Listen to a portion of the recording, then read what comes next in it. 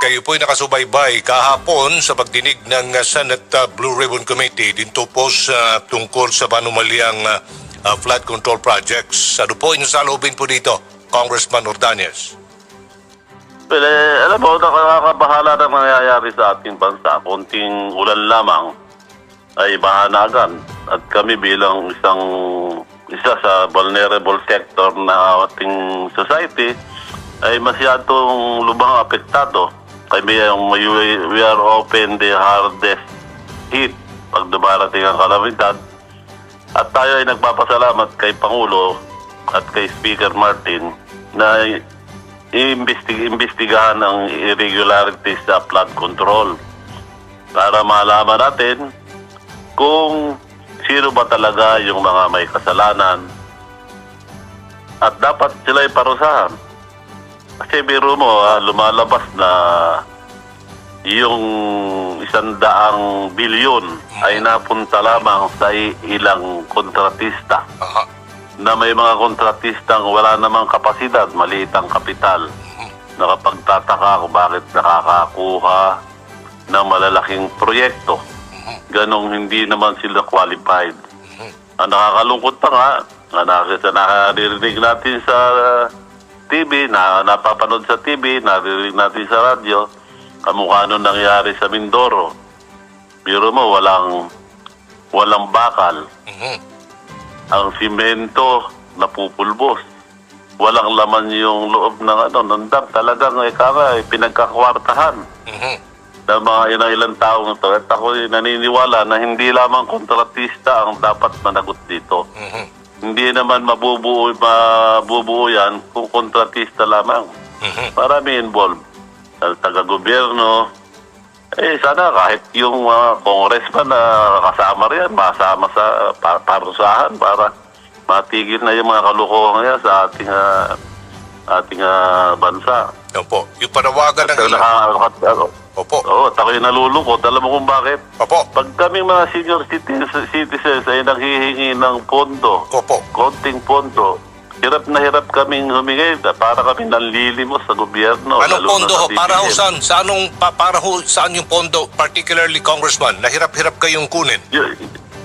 Yung aming universal pension Yun. na matagal na namin ipananawagan, yun. At tayo mga medical assistance, sabihin natin yung libreng gamot, hirap na hirap kami humingi sa DOH.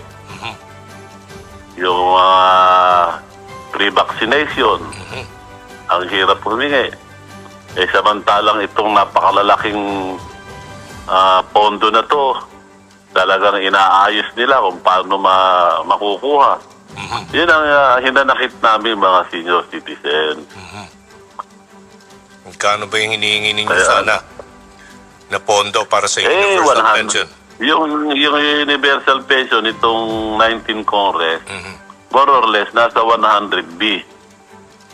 Ay, biro mo, 100B, napakaraming senior citizens ang makikinabang. Pagkatapos Samantalang itong 100 billion na nilagay sa blood control, ilang tao lamang ang nakinabang, at maraming buwis pa, ay maraming buhay pa ang ibinuwis. Alam mo, kita mo, ting babaha, may namamatay. Oo nga eh. Kayo ba, Yun ang sinususugan nyo ba na dapat pangalanan din itong mga kongresista, itong mga senador na posibleng sangkot sa anomalya? dapat. Okay. Dapat para malaman natin kung sino ba talaga itong mga kongresista at kung may involved na senador, dapat malaman ng tao. Hindi baka mamaya itago. Alam mo, napakalaking pera ang pinag-uusapan dito. Sana naman itong investigasyon na to ay maging nigas kukun lamang. Okay. Dapat parusahan yung mga taong involved. Para alam mo, napakahirap isipin na ginastos itong napakalaking pondo nang wala namang nangyari. Kaya nga, flood control. Hindi naman na-control yung baha. Ang tawag ko doon, Lalupang lumala. ang tawag ko doon, Kong, Lalupang lumala. hindi ho flood, fund control. Kinontrol yung pondo. Tama ka naman. Tama ka naman. Ano rin, flood money. Nako. Kasi napunta yung, yung pondo sa tao, sa mga kontratista, sa lahat ng involved. Dapat managot. Kung may kongresista, Opo. kung may senador, Opo. dapat malaman ng taong bayan. Ilan po, Kong, ilang dialysis machines na ito pwedeng ilagay sa mga rural health centers? Mga rural health centers, matatayo niyan. Ilang mga dialysis machines, hindi lang sa mga rural health centers, kundi sa mga urban areas. Ilang senior ang mabibigyan ng gamot, ilang scholar ang mapag-aaral po dito. Napakarami, libong dami. dialysis center ang Yes. maipapagawa sa pondo na yan. Oh, Biro ba, hirap na hirap. Buti nga ngayon, sinabi ng presidente na libre na ang dialysis. Nung nakakaraan, yung mga nagpapadialysis, tumisan hindi nakapagpapadialysis dahil sa kakulangan ng pera. yun.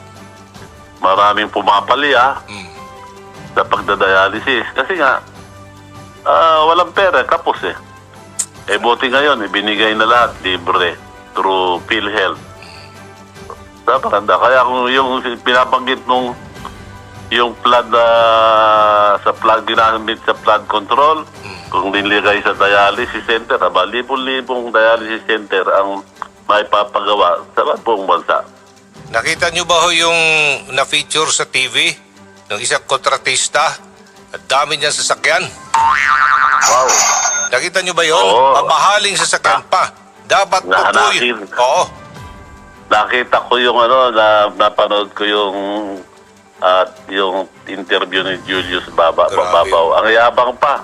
Meron daw siyang mga hindi nagagamit Foreign. na sasakyan. Sa dami. Merong isang sasakyan lang yun daw dito sa ating bansa. Grabe. Pero mga yun, napakarami. Ginamit anong tawag dito? Ginamit yung kaniyang luho. At saka Oo, ganito yung Kong, dahil- hindi makukuha niya yung mga proyekto kapag wala siyang kasabwat na mga Hindi, ika nga totoo. boses dyan sa gobyerno. Ganun lang yan Oo, kaya nga sinasabi ko kanina, Oo. hindi naman magagawa ng kontratista yan. Yes.